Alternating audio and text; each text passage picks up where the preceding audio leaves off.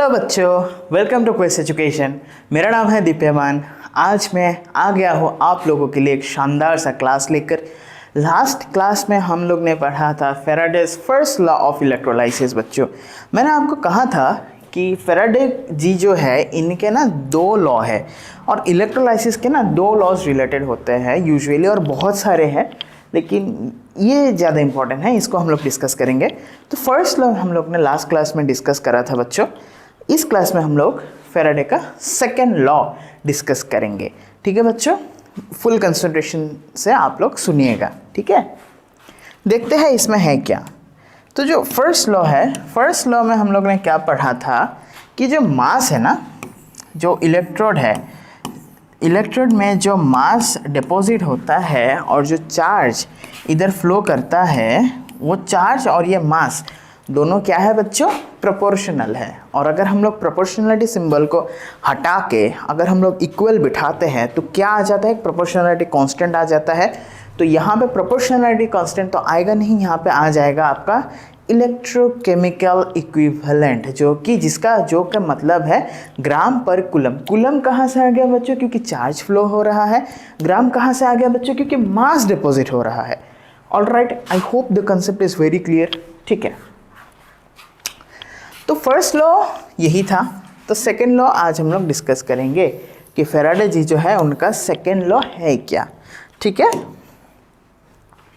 चलिए। When the same quantity of electricity, समझेगा बच्चों, is passed through different electrolytes, the masses of substances liberated or deposited are directly proportional to their chemical equivalent or equivalent weights। मतलब क्या है कि when the same quantity of electricity, समझिएगा बच्चों, यह आपका इलेक्ट्रोलाइटिक सेल है। ऑलराइट, ठीक है, यहाँ पे आपका इलेक्ट्रोलाइट्स फ्लो करता है। ठीक है, I hope it is clear. ये तो आपको आपने बार बार देखा ही है डायग्राम। ठीक है, आपका चार्ज फ्लो होता है। ये आपका हो जाएगा, कौन सा कलर लूँ, ये ले लेता हूँ। ये आपका हो जाएगा कैथोड, ये आपका हो जाएगा एनोड। यहाँ पे आपका ये आपका है पॉजिटिव चार्ज, ये आपका है नेगेटिव चार्ज। तो ये अट्रैक्ट, कौन सा कलर लो बच्चों आप बताइए, तो वाइट ले लो। ये आपका अट्रैक्ट करेगा नेगेटिव चार्ज। ठीक है, ये आपका अट्रैक्ट करेगा पॉजिटिव चार्ज। ठीक है, तो यहाँ पे आप हम लोग कंसिडर कर लेते हैं NaCl, कौन सा कलर लो, ये ले लेता हूँ। यहाँ ये हम लोग कंसिडर कर लेते हैं NaCl सॉल्यूशन। ठीक है, हो गया आपका इलेक्ट्रोलाइटिक सेल। अभी देखते हैं, ठीक है, कि इस pass through when the same quantity of electricity is passed through different electrolyte, the masses of substances liberated or deposited at the electrode are directly proportional to their chemical equivalent or equivalent weight। जो मास है वो directly proportional क्या है, to their chemical equivalent. ठीक है ना बच्चों, क्या है, केमिकल इक्विवेलेंट, और हम लोग क्या कह पाएंगे, इक्विवेलेंट वेट। ठीक है ना बच्चों, इक्विवेलेंट वेट। शानदार सा क्लास है बच्चों, अब समझिएगा बहुत अच्छे से। ठीक है ना, क्या है, इक्विवेलेंट वेट है। तो देखते हैं है क्या। If the same charge Q is passed through different electrolyte producing masses M1, M2, M3 dot dot dot, then M1 by M2 is equals to E1 by E2। मतलब जो डिफरेंट इलेक्ट्रोलाइट्स है बच्चों, डिफरेंट इलेक्ट्रोलाइट्स में मान लेते हैं आपका ये इलेक्ट्रोलाइटिक सेल है। यहाँ पे electrolytes, one kind of electrolyte flow कर रहा है। अब इसको हटा दीजिए, यहाँ पे अब क्या कीजिए, दूसरा, ठीक है ना, दूसरा कोई इलेक्ट्रोलाइट फ्लो करवा दीजिए। और चार्ज जो है, जो आपका चार्ज है ना, वो आप सेम रखिए।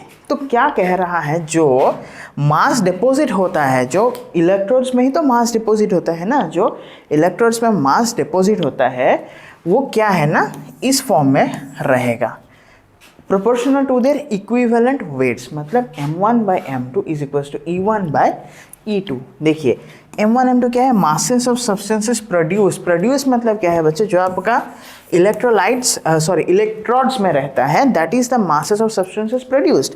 और E1 E2 क्या है, दैट इक्विवेलेंट वेट, जो कि इनका इक्विवेलेंट वेट है बच्चों। समझ में आया? इक्विवेलेंट वेट हम लोग कैसे डिस्क्राइब करते हैं, molar mass by n। What is n? n is the number of electrons involved, ठीक है ना। इक्विवेलेंट वेट का निकालने के लिए ये एक फॉर्मूला है बच्चों, आप इसको नोट कर लीजिए कि ये डायरेक्ट फॉर्मूला है। तो मोलर मास को लेके मैंने एक पूरा क्लास लेके रखा है बच्चों, आप जाके देख लीजिएगा, ठीक है ना। तो ये जो मोलर मास वाला पार्ट है ना, तो इक्विवेलेंट वेट हम लोग निकालते कैसे हैं, मोलर मास के साथ नंबर ऑफ इलेक्ट्रॉन्स जो होते हैं हम लोग उसको डिवाइड कर देते हैं। जैसे कि यहाँ पे ये वाला देख लीजिए, plus n for gases related to moles of electrons exchange, मतलब क्या, मेटल आयन। यहाँ पे m क्या है, m stands for metal, plus n क्या है, हम लोग इसको रिप्रेजेंट किया है। For gases it's related to moles of electrons exchanged. समझ में आया बच्चों? एक एग्जांपल देखिए बच्चों, एक एग्जांपल से आप समझिएगा कि सेम करंट इज पास्ड है, कॉपर एक में है copper sulphate solution, copper sulphate अगर सॉल्यूशन है तो डिपॉजिट क्या करेगा, कॉपर। सिल्वर नाइट्रेट सॉल्यूशन है तो डिपॉजिट क्या करेगा, silver. Given that equivalent weight of copper कितना है, इतना है, and equivalent weight of silver कितना है, इतना है, ये याद रखिएगा। तो इक्विवेलेंट वेट आपको मिला कितना, मोलर मास के साथ अगर हम लोग नंबर ऑफ इलेक्ट्रॉन्स इन्वॉल्व को डिवाइड कर देंगे तो इससे आपका कॉपर और सिल्वर दोनों का ही इक्विवेलेंट वेट आपका मिल जाएगा, ठीक है ना। तो क्वेश्चन वाला पार्ट ये है कि इफ़ इतना gram of copper is deposited then what mass of silver will be deposited, question mark. समझ में आया? डायरेक्ट रिलेशन वाला पार्ट था, m1/m2 is equals to E1/E2। This implies m1 आपका कितना है, mass 1 is equals to what, ये वाला मास है 0.635, m2 आपको निकालना है, E1 आपका गिवन है, E1 कितना है 31.75, और E2 आपका क्या है बच्चों 108, दोनों ही ग्राम में है, ग्राम देख के आपको पता चल जाएगा बच्चों। ऑलराइट, तो m1/m2 दिस बाई दिस, तो मास of silver this implies this, ये इंटू करेंगे, डिवाइड करेंगे, आपका आंसर निकल जाएगा बच्चों।